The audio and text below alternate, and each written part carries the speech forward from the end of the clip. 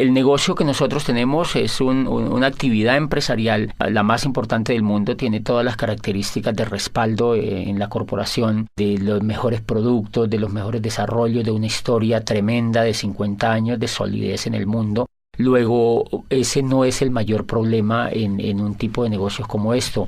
Yo evidencié que aquí había un gran negocio porque tiene un programa educativo muy estructurado y ese fue el que me hizo a mí tomar la decisión de hacer ese negocio. Yo creo que es importante porque si hay una buena o mala educación, eso determina el futuro de los seres humanos. Y cuando yo examino el programa educativo que tiene este negocio, lo que llego a la conclusión es que es lo más importante que yo he conocido. Yo vengo del mundo universitario, he trabajado por más de 8 años como rector de una universidad y he trabajado en el mundo académico por el tiempo que he estudiado y después ya como dirigiendo una institución universitaria, y siempre había cuestionado el modelo educativo tradicional por sus falencias y por las rutinas que ya ha creado a través de los siglos. Cuando conozco el programa educativo encuentro que es muy importante para desarrollar el negocio porque toma a las personas y las transforma, hace una transformación profunda de los seres humanos y les hace creer en sí mismas, les hace evidenciar posibilidades y las hace tomar el control de su futuro.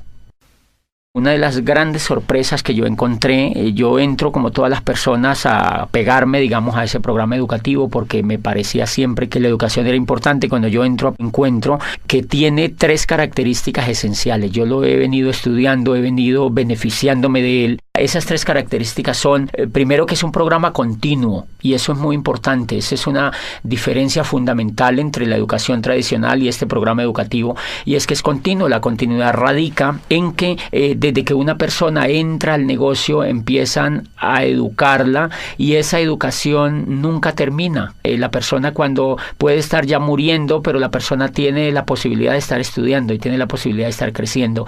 Eso es fundamental. ¿Por qué es fundamental? Porque el modelo educativo tradicional es un modelo que no es continuo. Las personas estudian carreras y terminan las carreras y cultural y psicológicamente esas personas creen que están ya acabadas, que son productos terminados, y difícilmente ellas creen que tienen que seguirse educando hacia el futuro. Normalmente terminan las carreras y las personas salen a buscar qué hacer, pero no hay la concepción profunda de que tienen que educarse durante toda la vida. Aquí de entrada el programa educativo nunca le dicen que es por 3 años, a nadie le dicen que por 6 meses, a nadie le dicen que es por 5 años y a nadie le dice que se va a graduar, porque lo que se busca es el éxito, es el crecimiento de las personas. Y esa característica me parece que es muy importante porque en 1991 en Colombia, el gobierno de Colombia reunió a un grupo de sabios que se llamó precisamente la Comisión de Sabios para la Educación, la Ciencia y el Desarrollo, y de esa Comisión de Sabios hizo parte Rodolfo Ginás, que es uno de los grandes genios que tiene Colombia en la medicina.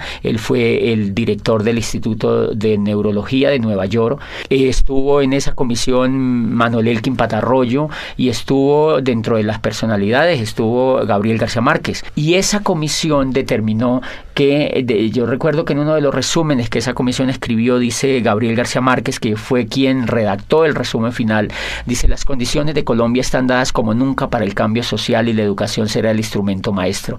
Dice él, pero no es cualquier tipo de educación la que necesita Colombia para transformarse. Dice, necesitamos una educación que sea inconforme y que sea reflexiva, una educación que vaya desde la cuna hasta la tumba, o sea, que sea continua. Dice, necesitamos una educación que nos inspire una nueva manera de pensar y que nos inste a descubrir quiénes somos en una sociedad que se quiera más a sí misma. Y eso es fundamental porque en el año 2001, yo estaba viviendo en Europa y un día en la ciudad donde yo vivía bajé a comprar el periódico y encontré que había un aviso donde requerían un empleado para una multinacional y decía: se necesita gerente de recursos humanos para una empresa en el norte de España. Y a mí me emocionó ese aviso porque yo creía tener posibilidades para aplicar. Cuando yo veo en ese aviso decía abajo: no mayor de 29 años. Entonces, ¿qué es lo que está haciendo eso?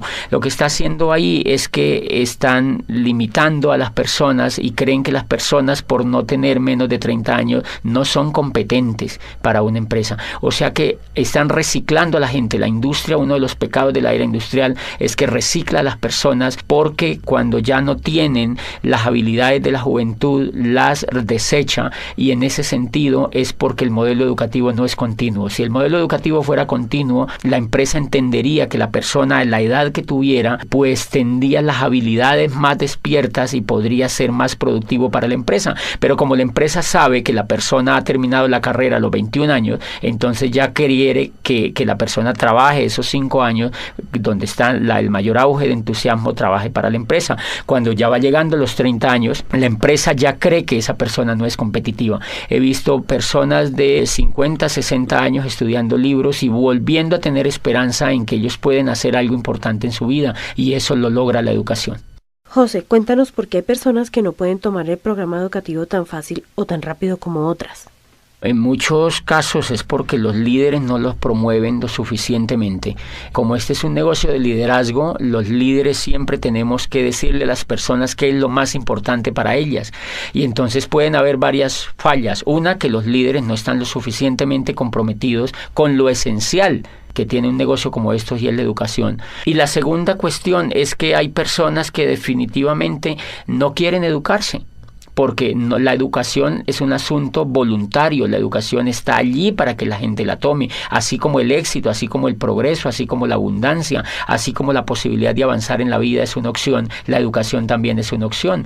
Por fortuna estamos en un país donde pues las personas optan por educarse o no, donde todo es libre, y entonces aquí también ese es un elemento importante. Hay personas que no creen que sea importante para ellos, y ahí hay un tema de conciencia que hay que respetarlo. Una segunda característica que tiene ese programa educativo y que me parece definitiva es que es coherente. La primera característica es continuo, la segunda es que es coherente. La razón número uno, la cual me sorprendió a mí, es que los maestros que educan en el negocio tienen el resultado en la mano. Diferencia fundamental con el modelo educativo tradicional. El modelo educativo tradicional, no siempre o casi nunca los que educan tienen el éxito. Entonces, a mí me sorprendió ver que yo fui a un seminario y los que me hablaban en ese seminario eran diamantes. O sea, eran libres financieramente, y ellos me estaban enseñando a mí a ser libre financieramente. Entonces, obviamente, cuando yo escucho a alguien que tiene el resultado, eso me da confianza, eso me da fe, porque ella es una persona que tiene las mismas capacidades que yo, y entonces yo creo que yo también lo puedo lograr. Y eso en educación, desde el punto de vista pedagógico, es determinante, que la persona que eduque a otros tenga los resultados de éxito que está transmitiendo a las otras personas.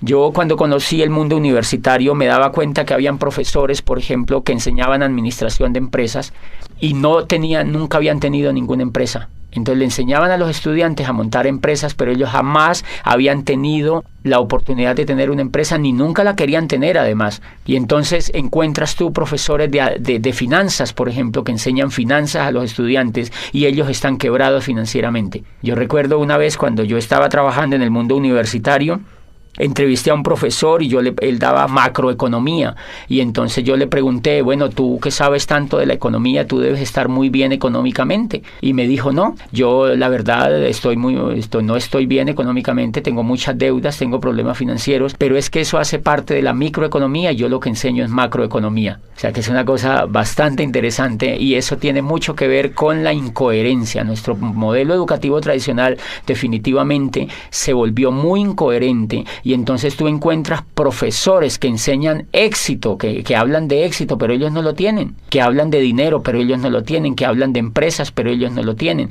Y entonces ese es uno de los fracasos importantes del modelo tradicional. ¿Por qué? Porque los muchachos, como tienen ese espejo en sus profesores, ellos terminan duplicando a sus profesores, y eso empieza a generarse una ola de pobres que educan a pobres, de pobres que educan a pobres, que se educan entre los pobres, y todos terminan siendo pobres. Entonces por eso tú encuentras gente que les cuesta tener resultados financieros importantes, porque el reflejo y el espejo que ellos han tenido durante todas sus carreras por 20, 30 años de estudio ha sido de incoherencia. Y me hace acordar de una historia bellísima que leí en pedagogía alguna vez de un muchacho que quería estudiar cacería de dragones, era en Oriente, y él había encontrado que existía, pues la mayor necesidad de esa región era atacar la plaga de los dragones que lo infestaban todo. Entonces su padre lo lleva donde el maestro Lin, que era el más dotado en este tema de cazar dragones,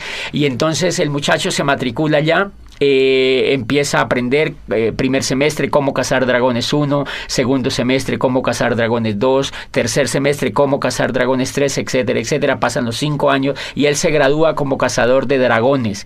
Están tan contentos la familia que van a celebrar con él el grado, lo abrazan, se toman fotos, llevan la abuelita, todos los familiares, las tías, los primos, etcétera, etcétera, y los amigos, y brindan ese día porque se gradúa el hijo como cazador de dragones. Estaban tan felices que lo matriculan inmediatamente en la maestría de cómo cazar dragones, profundo ya, una maestría es una especialidad importante, y entonces el muchacho se queda ahí mismo en esa escuela de cazadores de dragones con su maestro dirigiéndole la maestría, y entonces ya empieza a profundizar cómo cazar dragones en el aire, cómo cazar dragones en el mar, cómo cazar dragones pues en la selva, y se especializa y termina la maestría. Vuelven y celebran a los 2 años y medio, 3 años, él termina, lleva 8 años estudiando cacería de dragones, y entonces celebra y sale como magíster en cacería de dragones. Se va al campo a cazar dragones y al cabo de 10 años regresa muy triste, ya más avanzado de edad el muchacho, ya está entrando en los 30 años, 30 y pico de años,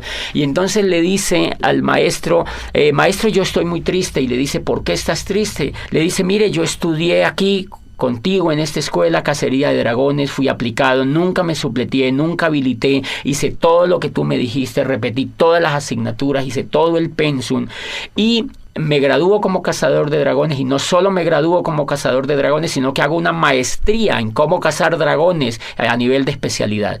Me gradúo de magíster como uno de los más brillantes estudiantes, y llevo 10 años en el campo, y no me puede creer, maestro, no solamente no he cazado ni un dragón, sino que ni siquiera lo he visto.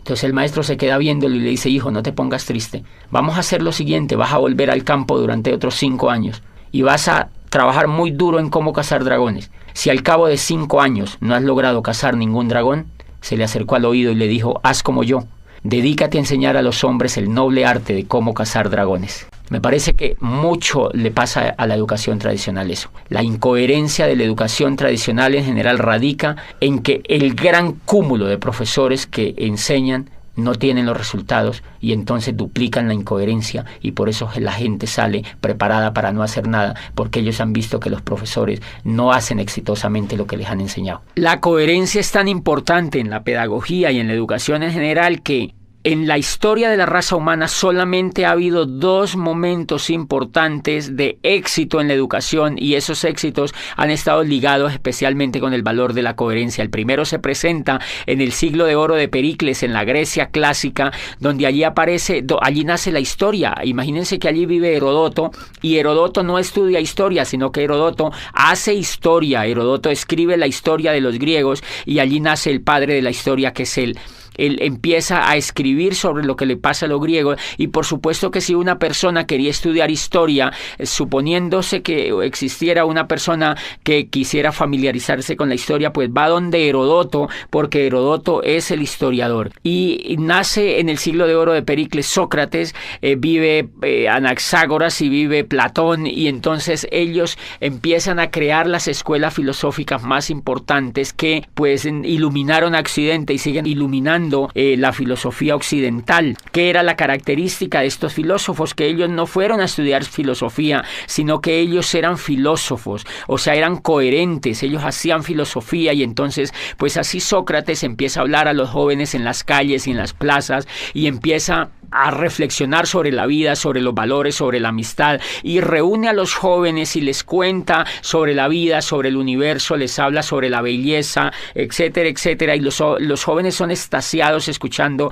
a Sócrates, de manera que esa coherencia que él tiene de no enseñar filosofía, sino de hacer filosofía, hace que Platón, por ejemplo, se interese en la filosofía, y hace que otra cantidad de discípulos que surgieron a raíz de la aparición de Sócrates en la escena ateniense, pues empiece a duplicarse, y lo que se duplica entonces es el éxito de la coherencia. Y nace también en el siglo de oro de Pericles la tragedia. Nace la tragedia, y entonces allí vive pues Sófocles, Eurípides y Esquilo, los grandes creadores de la tragedia viven en ese siglo, y pues obviamente ellos no enseñan tragedia, ellos lo que hacen es que hacen tragedia, y lo que hacen es que enseñan con el ejemplo. Nunca antes se ha visto otra etapa más impresionante de gloria, de crecimiento y de creación que la que se da en el siglo de oro de Pericles, y ha sido pues el ejemplo máximo de la educación. Y paradójicamente allá nace la historia, pero no hay facultades de historia, nace la filosofía y no hay facultades de filosofía, y nace la tragedia, la gran literatura de los griegos, pero no hay escuelas de literatura.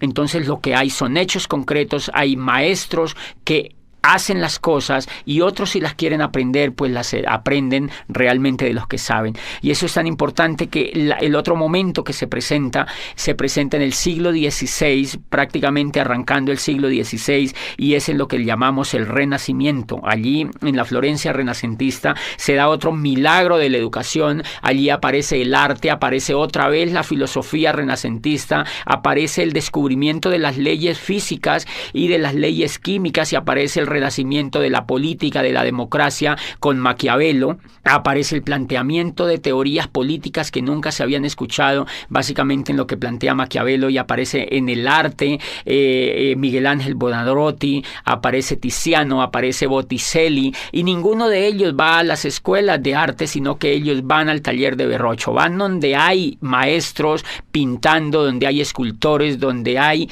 realmente personas que son coherentes con el arte, y pues ellos han sido los grandes creadores del Renacimiento, la gloria, el espejo, todo el ejemplo que tuvimos hacia adelante en el tema del arte en Occidente. Por ejemplo, fíjense que toda esa coherencia hace que Newton defina su rol sobre la ciencia y desafíe los conceptos que se habían creado a raíz de las creaciones anteriores en el tema de la física. Y lo que se da en ese siglo, en ese siglo del Renacimiento, prácticamente en esa etapa, es que existen personas que son coherentes entre lo que piensan y entre lo que hacen. Nunca antes ni nunca después se presentó otro milagro de la educación tan impresionante como se dio en el Renacimiento y en el siglo de oro de Pericles. Y el último pilar que tiene este negocio es que es humanista.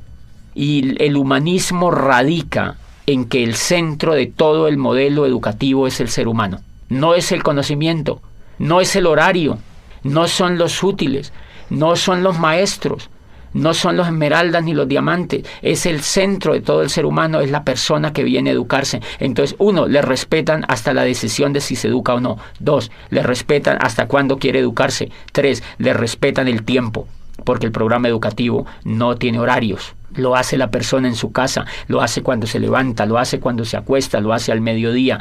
No tiene un horario como hace el programa educativo tradicional, que levanta a los niños a las 5 de la mañana para que se vayan a la escuela y le viola el sueño, le viola la esencia misma de las personas, que es el descanso. Los llevan a estudiar desde la madrugada a los niños con unos horarios determinantes que ellos no han escogido. Entonces el centro en este negocio del programa educativo, y por eso lo hace humanista, es el ser humano, no el conocimiento, no el intelecto, no los libros, no los profesores, no los horarios, sino el ser humano. El ser humano como centro educable hasta el final de los días. Como lo respeta como ser humano, sabe que el ser humano puede crecer desde que está con uso de razón hasta que muere. Y eso es un modelo completamente humanista. El humanismo radica, siempre que se mide un modelo humanista desde la pedagogía, se mide dónde está el ser humano y cómo se le respeta. Este modelo educativo lo que hace es crearle a la persona una inteligencia superior desde lo emocional, le genera esperanza, le genera valores, le genera principios, y todo lo orientado a la educación está basado en los valores intrínsecos del ser humano, ni siquiera en el intelecto, sino en los valores intrínsecos del ser humano. José, ¿qué diferencia hay entre el modelo educativo tradicional y el programa que estamos desarrollando en este negocio? Bueno, fuera de esas diferencias que son monumentales, Son diferencias como, por ejemplo, que el modelo educativo tradicional se enfoca en la educación intelectual. Y resulta que los grandes descubrimientos que se han hecho en la pedagogía apuntan a que el éxito de las personas en la vida no está basado en el intelecto, sino en la emoción. Entonces, una diferencia nuclear del programa educativo es que no educa el intelecto, sino que educa la emocionalidad. Hay una obra de Daniel Goleman que se llama Inteligencia Emocional, es un profesor de Harvard y fue uno de los primeros estudios serios que se hicieron recientemente sobre el tema de la educación emocional, y empezó la pedagogía a darse cuenta que la educación emocional era mucho más importante que la educación intelectual. Me explico.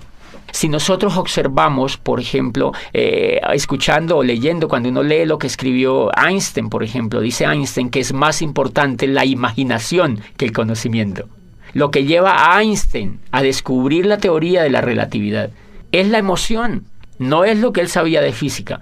Es la emoción, es el deseo de hacer algo nuevo, es el deseo de descubrir una teoría nueva, era el deseo de superar al maestro que había antes que él.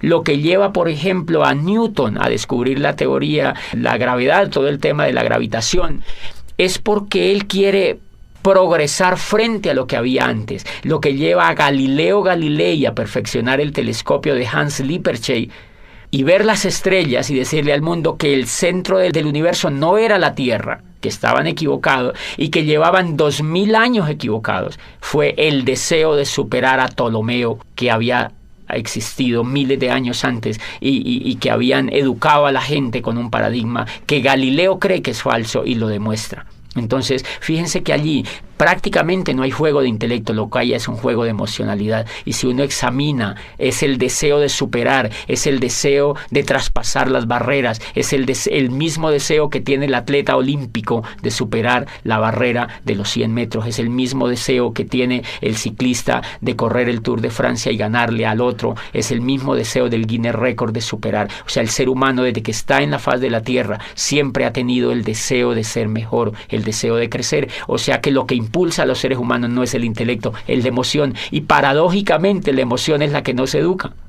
La emoción no se educa ni desde la casa, o más bien se deseduca. Se crean hábitos perversos frente a la emoción, y cuando uno llega a la escuela, lo que menos se le educa es la emoción. Entonces termina uno fracasado porque no le han educado el motor que tienen todos los seres humanos, y es la inteligencia emocional. La inteligencia emocional es lo que logra que una persona como Shakira, por ejemplo, a quien la despreciaban por su voz en el colegio, porque no era competitiva frente a los estándares que la profesora tenía, lo que hace que ella se vuelva en una de las cantantes más impresionantes a nivel mundial es la fe que ella tiene, es la confianza que tiene en ella misma, es la esperanza en el futuro que ella tiene, y es la capacidad que ella tiene para transformar los hechos que la rodean. Eso no es intelectual, eso es emocional. Gabriel García Márquez, desde que entra al mundo universitario aquí en Bogotá y estudia en la Nacional, de una lo que ve es que él no iba a ser un buen abogado y que el modelo que lo estaban metiendo educativo no le convencía. Él se retira de la universidad, y lo que lo lleva a hacerse el mejor escritor del mundo es el deseo, es el sueño,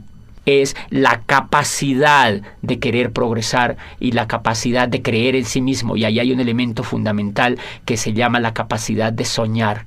La capacidad de soñar es un elemento emocional. Y si ustedes examinan, esa es una diferencia importante. El sueño, por ejemplo, está prácticamente vetado en la educación tradicional. Tú estudias 20, 30 años en la educación tradicional y normalmente a ti nunca te hablan de sueño. Nunca tú ves a un profesor hablándote de que es importante soñar. Nunca te hablan de que es importante soñar, porque ese elemento es casi cursi en la educación tradicional. Y si tú examinas todo el progreso de la historia de la raza humana, tú encuentras que los únicos que han transformado el universo han sido los soñadores. Entonces, si los soñadores han sido los que se inventaron la física, la química, la matemática, la astronomía, la música, la literatura, los que han dado los grandes avances han sido los soñadores, ¿por qué la educación no habla de sueños? ¿Por qué el sueño está prácticamente vetado? Y a uno no le hablan de sueños en la educación tradicional, a uno le da el sueño. Pero realmente allá nunca ve uno, en general uno no ve profesores soñadores. Y me llama la atención eso porque uno de los elementos importantes, la diferencia de los seres humanos con los animales, es que los seres humanos se difieren en que los seres humanos somos soñadores. Los animales no sueñan.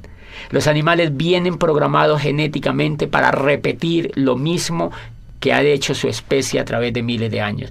La abeja repite el mismo panal, la hormiga repite el mismo hormiguero, el cerdo repite el mismo comportamiento de los otros animales. Y entonces, si la diferencia de los seres humanos con los animales es soñar, quiere decir que un modelo educativo que no nos enseñe a soñar no nos está humanizando, sino que nos está animalizando. Cuando yo entré a este programa educativo y encontré que el centro de todo el programa educativo era hablar de sueños, era volver a poner a la gente a soñar, era diciéndole a la gente, tú puedes lograr lo que tú quieras, tú puedes construir el futuro que tú quieras, tú puedes aprovechar este vehículo y cambiar la historia de tu vida, tú puedes imaginarte un futuro mejor. Ahí me di cuenta que estaban humanizando al ser humano. Y entonces me di cuenta que llevaba yo 20 años acercándome más a la raza animal que a la raza humana mediante la educación. Esa es una trampa que la educación tradicional no ha descubierto todavía y que hay intentos por progresar, pero es tan grande. La educación tradicional lleva más de 800 años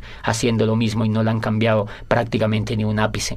De manera que hay que entenderla, es un modelo muy complicado de cambiar, pero nosotros podemos hacer cosas por los demás y yo pienso que la labor que está haciendo el modelo educativo de este negocio pues es impresionante, porque en lugar de cuestionar lo que ya hay, hacemos realidades los sueños de muchas personas con una herramienta que es verdaderamente revolucionaria desde allí. Y los sueños son emocionales, ese es un elemento. Otro elemento como ejemplo es la confianza. Si tú te das cuenta, los Estados Unidos de América en estos momentos han entrado en una recesión. ¿Qué es la recesión? Carencia de confianza en la economía. No es que no tengan dinero, lo que pasa es que no quieren invertir el dinero. Los bancos no quieren prestar. ¿Por qué no quieren prestar? Porque no tienen confianza. ¿Por qué no quieren comprar finca raíz? Porque no hay confianza. ¿Por qué no hacen negocios como antes? Porque no hay confianza. O sea que el elemento, por la confianza se cae la bolsa de valores de Nueva York. Por la confianza, imagínate, la confianza no es intelectual, es emocional. Y entonces si la confianza es la que es capaz de mover la economía del mundo, ¿por qué no se educa en la confianza? ¿Por qué no se educa a los niños a que sean confiables? Si ustedes observan afuera, se van a dar cuenta que las personas que tienen éxito es porque son confiables. Las personas que no tienen éxito es porque no son confiables. El éxito económico y el éxito en todas las etapas de la vida radica en la confianza. La confianza que la familia le tiene a uno determina el éxito que uno tiene con la familia. Si uno no es confiable, ni la misma familia lo apoya. O sea, ¿qué quiere decir? Que la confianza es un factor determinante en el progreso de los seres humanos y nunca se enseña. Claro, cuando una persona se vuelve confiable, puede progresar en todos los aspectos de la vida. Y ese es un elemento. Este negocio educa en valores, en volver soñadores, en el valor de la imaginación, en el valor de la confianza, en el valor del perdón, en el valor de la asociación, que es fundamental. La asociación, fíjate que en la educación tradicional, uno de los elementos que me gustó de este negocio es que cuando yo entré me empecé a asociar con gente rica. La gente que te educa es gente rica, es gente que tiene lo que uno quisiera tener. La educación que yo había tenido me asociaba era con gente que no tenía los resultados. Entonces, obviamente, si las personas se asocian, si una persona se asocia con gente que viola la ley, esa persona le da por violar la ley. Si una persona se asocia con gente fumadora, se quiere volver fumador. Igual, si una persona se asocia con gente rica, se quiere volver rico. Si una persona se asocia con gente pobre, se quiere volver pobre. Porque Dios los hace y ellos se juntan, dice el dicho. Entonces tú encuentras, claro, si una persona es educada en un medio pobre, donde no ve resultados, la persona lo único que va a duplicar es pobreza. Este modelo de negocio tiene la facultad de asociar a las personas con gente que tiene resultados de abundancia y entonces eso se pega en las otras personas. Por eso crea como una especie de ambiente donde hay muy fácil la posibilidad de la duplicación, porque las personas siempre están viendo resultados y siempre están viendo posibilidades y siempre están viendo coherencia y siempre están viendo progreso. Otro elemento importante es que cuando uno se asocia en este negocio, uno encuentra gente que no se queja, gente que no habla de pobreza, gente que no te habla de crisis, gente que no te habla de fracaso, gente que no te habla de pérdida. Acá siempre te van a hablar de ganancia, de prosperidad, de abundancia, de riqueza, de amistad, de perdón, de valores, de familia, de crecimiento. Entonces, obviamente, si te están hablando todo el tiempo de eso y tú lo vives, a ti eso se te va pegando y te dan ganas de ejercerlo en tu vida. ¿Tú consideras que este programa educativo es importante para un negocio multinivel? Sí, totalmente definitivo. Y una de las diferencias que tiene, digamos, montar un negocio de network marketing con montar un negocio tradicional es que el que monta un negocio tradicional, primero, en la universidad no le han enseñado actitudes de ser empresario. La diferencia entre una persona que es empresaria y alguien que no es empresaria es la actitud. Por ejemplo, la persona que nunca ha sido empresaria, no importa que haya estudiado administración o que haya estudiado negocios, es que esa persona normalmente viene llena de miedo. A ella le da miedo arriesgarse, y el riesgo es emocional. Como nunca ha sido educada en emoción, no ha tenido inteligencia emocional alrededor de su educación en general, esa persona vive llena de miedo. Por eso se ha ido a estudiar una carrera, porque la persona no realmente, si quisiera ser empresaria, creo yo que no se iría a hacer una carrera, porque si usted examina, los más grandes empresarios del mundo no han estudiado carreras. Para ser empresario no se requiere información intelectual, se requiere tener valores de empresario, y eso no lo enseñan en el sistema educativo tradicional. Todo el negocio aquí es quitarse el miedo. Todas las personas vivimos llenas de miedo. Nosotros vivimos con el miedo. Miedo a arriesgarnos, miedo a ser el oso, miedo a quedar mal, miedo a que nos vaya mal. Siempre pensamos en qué pasa si nos va mal. O sea que llevamos mucho miedo por dentro, y esa es la razón número uno porque la mayoría de personas no son empresarias. Resulta que el miedo es el aliado número uno de la pobreza. O sea, el miedo y la riqueza no la van. El miedo y la riqueza no la van, entonces la pobreza se alía con el miedo. Y si tú observas, por ejemplo, cuando el mundo del empleo es un mundo que lo explota el miedo. ¿Por qué uno se vuelve empleado? Yo fui empleado durante 8 años. ¿Y por qué no era empresario? Porque me daba miedo. O sea, que yo era empleado era porque no podía hacer otra cosa. Cuando este programa me educa y me saca el miedo, a mí se me ocurre lanzarme a ser empresario. Entonces, ¿por qué es importante el programa educativo? Porque te va a sacar el miedo.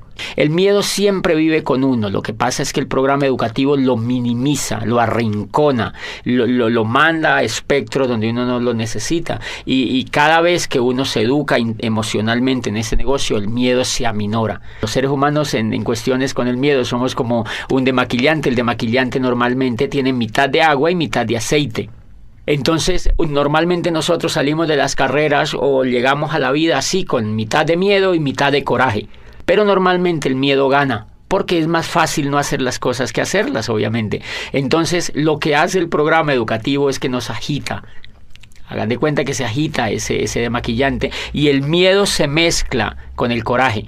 Y entonces, como el miedo se mezcla con el coraje, no nos puede ganar. Y entonces uno sale y da un plan, uno va y muestra los productos, uno va y hace un auspicio, uno hace algo en el negocio. Y cuando uno se ha dado cuenta, nos hemos dado cuenta que cuando uno deja de escuchar el programa educativo, deja de educarse emocionalmente, vuelve y se aparta el miedo, y vuelve el coraje, se aparta, y entonces uno para de hacer el negocio. O sea que todo el negocio en los seres humanos consiste, para ser empresarios, en quitarnos el miedo. Y por eso es importante, porque las personas llegan pues llenísimas de miedo, y eso es lo que va ocurriendo en la mente de la gente. Cuando la gente se empieza a quitar el miedo, empiezan a sentir poder. Por eso es que yo no le recomiendo a ninguna persona que sea empleada que se salga de los empleos. Cuando inician el negocio, me preguntan, ese negocio me parece muy bueno, yo me quiero salir del empleo, yo quiero dedicarme solo a esto. Yo le digo, prohibido. Porque esa persona no se ha sacado el miedo todavía. No le recomiendo tampoco, porque si esa persona ya se hubiera sacado el miedo, ya mínimo era platino en ese negocio, o era esmeralda, o era diamante. La razón por la cual no ha calificado es porque tiene miedo. Entonces es muy recomendable que las personas se vayan sacando de a poquito el miedo, y que valoren sus empleos, que se vuelvan buenos empleados, es decir, que hagan bien sus funciones, pero poquito a poco se van quitando el miedo. Y cuando se quiten el miedo, se quitan al jefe también, pero antes de que se quiten el miedo no se lo van a poder quitar. Entonces es fundamental, y además las emociones, la excelencia, dice Aristóteles, no es un acto sino un hábito, y lo que busca este programa educativo es volver a la gente excelente. Y entonces, ¿por qué hay que pegarse al programa educativo? ¿Por qué es importante para un empresario? Porque le va a quitar el miedo y porque le va a generar el hábito de la excelencia. Y eso no se genera en un día, tiene que generarse en un proceso. Bueno, José, entonces, ¿qué le dirías tú a aquellos empresarios que ven el sistema educativo como un gasto? Bueno, más que decirles es como evidenciar qué es lo que pasa normalmente con un empresario nuevo que ingresa al negocio y no es que no le guste, porque a ellos les gusta, lo que no les gusta es pagar. Entonces, porque el programa educativo tiene un costo, si tú observas la carrera que has hecho, eso te ha sacado dinero y tiempo, mucho dinero y mucho tiempo, y tienes que evaluar los resultados que tú tienes con eso que has hecho. Luego acá, si tienes un programa educativo que es altamente competitivo, que es diferente a lo que has hecho y aquí vas a construir el futuro, pues lo menos que puedes hacer es pegarte al programa educativo. Porque la gente no se pega. La gente no se pega porque está acostumbrada a no invertir en su mente. En general, la gente hace las carreras porque todo el mundo las hace. En general, la gente va a las universidades porque si no va a las universidades, los papás lo recriminan. Entonces, es como un poco para dónde va Vicente, para dónde va la gente, porque es culturalmente aceptable que un pelado salga de la universidad y lo primero que la mamá se queda viendo es, bueno, salga al colegio y ahora ¿cuál universidad va a entrar? Es un imperativo social. Pero normalmente ellos no están interesados en invertir. Ellos no están interesados en general, sino que la cultura los avienta a eso. ¿Qué es lo que pasa acá? Que como es mucho más libre y es mucho más optativa la decisión, más aún que hay que aclarar que este programa educativo es totalmente voluntario para los empresarios. Ninguno de nosotros podemos obligar a un empresario a que se pegue al programa educativo. La gente en general no se pega porque están acostumbrados a invertir pues un poquito del pecho para abajo. O sea, invertimos es en comida, porque si no invertimos en comida nos morimos. Entonces la gente compra carne, compra cebollas, compra tomates, compra mercado y compra cosas para comer, pero casi no compra cosas para alimentar la mente. Entonces la mente la alimentan con televisión, la alimentan con programas de radio, la alimentan con noticieros, la alimentan con negativos, la alimentan con charlas con los amigos, lamentándose de la vida y hablando de la crisis. Entonces ese tipo de alimentación tiene muy negativizado al ser humano. Y claro, cuando ellos entran acá creen que eso no se puede cambiar porque es como un disco duro que ya viene grabado. Entonces las personas normalmente no se conectan por un hábito que tienen de no invertir en su mente. Entonces lo que uno tendría que ayudarles es a que ellos tomen el hábito de invertir en su mente, porque si no toman el hábito de invertir en su mente no hay absolutamente nada que hacer con una persona, porque yo creo que si una persona no se pega al programa educativo, pues tiene muchas dificultades en generar un negocio próspero. Puede hacer un negocio minorista, pero no puede hacer pues un negocio próspero. Entonces yo les recomiendo a todos los empresarios que se peguen al programa educativo y que hagan todo lo que les dicen sus líderes, sobre todo los líderes que ya tienen los resultados. José, ¿tú crees que una persona siendo profesional le sea más difícil entrar a este sistema educativo? Yo creo que eso depende mucho de la actitud de la persona empresaria que entre al negocio. Hay muchos casos de profesionales con una excelente actitud para educarse, pero tenemos montones de casos de profesionales que ven el negocio y son renuentes al conectarse al programa educativo. ¿A qué acuso yo esa renuencia? Creo que esa renuncia tiene que ver con lo que ellos creen que son. Como ya son médicos, como uno ya es abogado, como uno ya es ingeniero, entonces uno se cree producto terminado. Y ellos no tienen la culpa, ellos así los han hecho creer. Eso se lo ha hecho creer todas las décadas que llevan de estudio y los grados que les han dado. Entonces se creen productos terminados y creen que esto es un jueguito, que esto es una cosa allí pues como para decidirlo de manera sencilla. O sea, no creen que sea tan importante porque se creen productos terminados. Pero cuando ellos van, digamos que entra un ingeniero, yo he tenido casos de ingenieros civiles que me dicen, yo entro a eso y eso me gusta y yo sé que eso es espectacular como negocio. Y empiezan a dar planes, y empiezan a trabajar, empiezan a querer auspiciar, empiezan a querer construir el negocio y se frenan. Y vuelven a mí y me preguntan, no sé qué es lo que me pasa. Lo que pasa es que yo voy donde la gente y me dice que no, yo a veces contacto a la gente y me dejan plantado. Y obviamente para un profesional de esos, pues un resultado de eso lo golpea.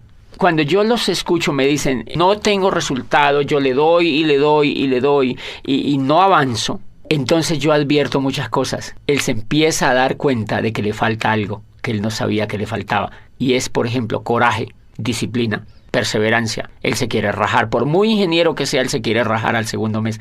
O sea que él en ese momento le está faltando inteligencia emocional. Él es buen ingeniero, pero como empresario no tiene inteligencia. Entonces, él en ese momento, antes de conectarse al programa educativo, él no se da cuenta que le falta la inteligencia emocional suficiente para ser empresario. Entonces, creo que esa es una de las razones. El sentirse producto terminado, fíjense que la ignorancia, decía Platón, no es un estado de escasez, sino un estado de llenura. Y entonces cuando uno es profesional, uno se siente lleno, uno se siente que se va a comer el mundo, uno cree que ya todo lo sabe. Entonces que nadie le puede venir a enseñar otra cosa. Y dice Platón, ese es el peor pecado que se comete frente al conocimiento, porque la ignorancia, dice, si fuera un estado de vacío, pues simplemente bastaría con llenarlo y se solucionaría el problema. Dice, pero como es un estado de llenura, lo que la persona tiene que vaciarse de todo lo que no sabe, de lo que cree que sabe, pero que no lo sabe, para que pues se vuelva un poco noble y empiece a aprender otras cosas. Entonces la dificultad radica allí cuando esa persona entienda que creo que es más con un estrelle que él se pegue cuando arranque el negocio y se da cuenta que la gente no le hace caso, que la gente que entra no quiere estar con él, que la gente que entra se raja y normalmente es por problemas de confianza porque no confían en él, es por problema de que no lo ven entusiasmado. Y todo eso es emocional, entonces él tiene que empezar a educar ese tipo de emociones si lo que quiere es hacerse esmeralda o diamante en ese negocio. Retomando un poco sobre lo que dijiste anteriormente, háblanos sobre la coherencia y la práctica. Este tema de coherencia y práctica es fundamental, sobre todo en este negocio. Miren, cuando yo entré me sorprende que la persona se conecta al programa educativo, o sea que lo educan exitosos, pero a la vez le dan el negocio para que vaya practicando. No le dicen vas a conectarte 5 años y después le vamos a montar un negocio. Eso sería repetir el esquema tradicional. Acá lo que le dicen es se va a conectar a un programa educativo y ya le montamos el negocio. Empiézalo a practicar. Entonces, ¿qué pasa? Que la persona cuando aprende y practica, aprende 2 veces. Y entonces esa persona tiene la posibilidad de aprender muy rápidamente, que es lo que creo que es una tremendísima falla pedagógica en el modelo educativo tradicional. Y es que a las personas se les hace ir, mire, si tú sumas, uno va al antejardín, al jardín, a la media vocacional, a la escuela, al bachillerato, y termina haciendo posgrados. Y si tú examinas durante esos 20 o 25 años, tú nunca has practicado nada. Entonces, en pedagogía existe un tema tremendísimamente desarrollado hoy en día que se llama la programación neurolingüística, y es que de acuerdo a al modelo de pensamiento en que tú estés enfocado, aprendes ciertas cosas o desarrollas ciertas habilidades o no. ¿Qué es lo que yo veo en la educación tradicional? Que como uno entra desde chiquitico hasta los 20 y pico de años, son 20 y pico de años en la educación tradicional, y el componente que existe es que uno no hace nada. Entonces, eso es una programación neurolingüística indirecta o casi directa. Como tú no haces nada durante 20 y pico de años mientras te estás estudiando, adivina qué aprendes a hacer.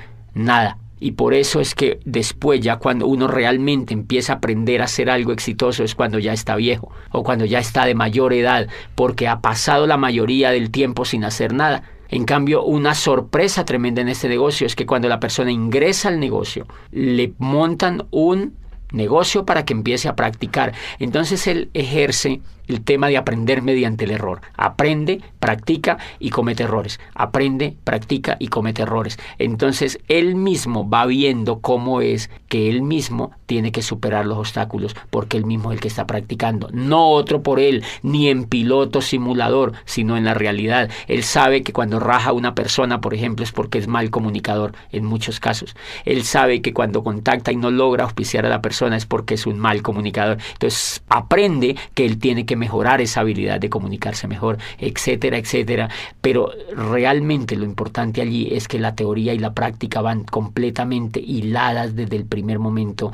Y bien, eso hace pues que hayan tremendas posibilidades de éxito. Yo mismo me pongo a examinarme. Yo estoy durante 20 y pico de años en la economía tradicional y en la educación tradicional. Y el éxito en lo que yo hago, pues en lo que yo quería hacer con mi vida, era mínimo, realmente mínimo, tanto que al nivel de frustración me había llevado. Este programa educativo, en 4 años, ha logrado lo que ningún programa educativo pudo hacer con la vida mía.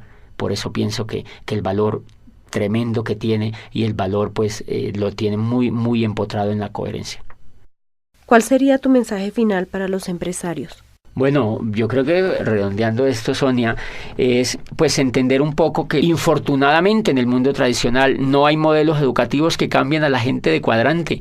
Por eso tú encuentras personas en la economía tradicional que montan negocios, trabajan unos años, se quiebran. Imagínate que la Cámara de Comercio tiene unas estadísticas donde dicen que el 95% de los negocios de las empresas que se montan se quiebran en los primeros 5 años. Pero nadie se ha puesto a investigar por qué es que se quiebran. La mayoría de la gente le echa la culpa a la economía, al modelo económico, a la falta de posibilidades, y eso no es real. Entonces las personas montan los negocios, duran 5 años trabajando en ellos, se quiebran, recogen lo que les queda, montan otro, vuelven y se quiebran, recogen lo que les queda, intentan ya con otro, y cuando ellos se dan cuenta que como que no funciona nada, le echan la culpa al gobierno, le echan la culpa al país donde viven, y dicen, no, yo me voy para Europa, yo me voy para los Estados Unidos, y terminan en España, allá haciendo otra cosa, y no se dan cuenta que el problema no era ni de la economía, ni de la familia, ni del gobierno, ni del país donde vivían, sino que el problema era lo que ellos tenían en la cabeza. Entonces, como ellos se llevan la cabeza para allá, el problema sigue, pero en España. Entonces, eso que nos está diciendo, que si un país quiere tener riqueza, un país tiene que enfocar su educación en que la gente se cambie del cuadrante, de que se cambie de un cuadrante de empleado o autoempleado y que se vaya al cuadrante de ser empresario. Por eso